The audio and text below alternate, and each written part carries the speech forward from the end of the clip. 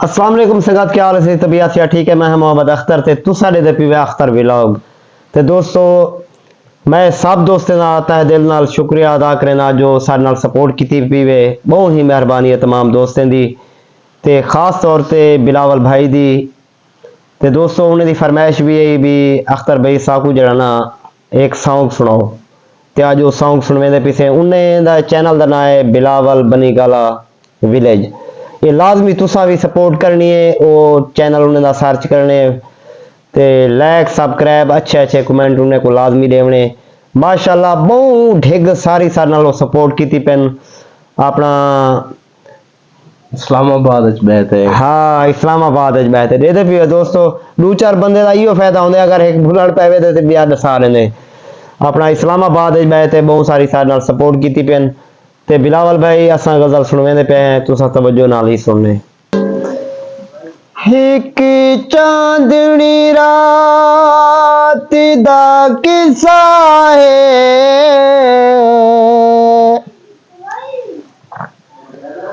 हाँ यार मेरा हम जोली है, कोई वादे वफा थे हन जिंद यार ने यार तू घोली है। वाह क्या बात है। हर कड़वट विच निकल वेंदी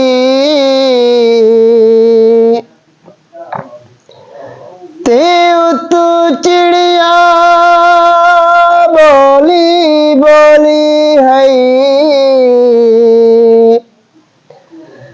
हे याद ज़बारा आज वांगू दा सरहा मेरी झोली है। क्या बात है। ये स्पेशल बिलावल भाई दी नजरे गजल में पेश करना पिया। नोका टोका लोग मरे दिन पत्थर मरे दिन बाल माही हिंसा दे हाल माही हिंसा दे हाल। नोका टोका लोग मरे दिन पत्थर मरे दिन बाल माही हिंसा दे हाल माही हिंसा दे हाल।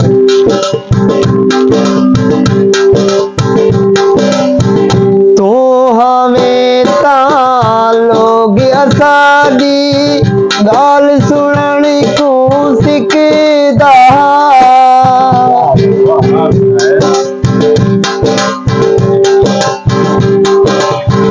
तो हमें ता लोग असादी गाल सुनन को सिकदा, छोड़ के टुर गए जेड़े दीदा सुनदा नहीं कोई गाल माही हिंसा दे हाल माही हिंसा दे हाल।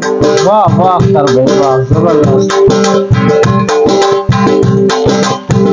तू मिल पोसे ढोल खाही आसिया रख फिर दे हैं।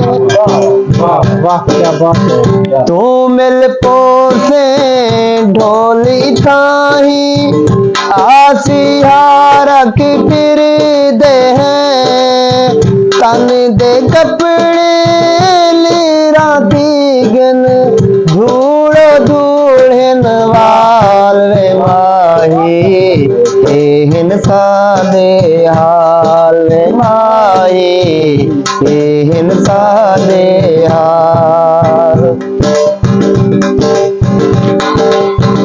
टोका चौका लोग मरे दिन पत्थर मरे दिन बाल माए हिन सादे हाल माही एहन सादे हाल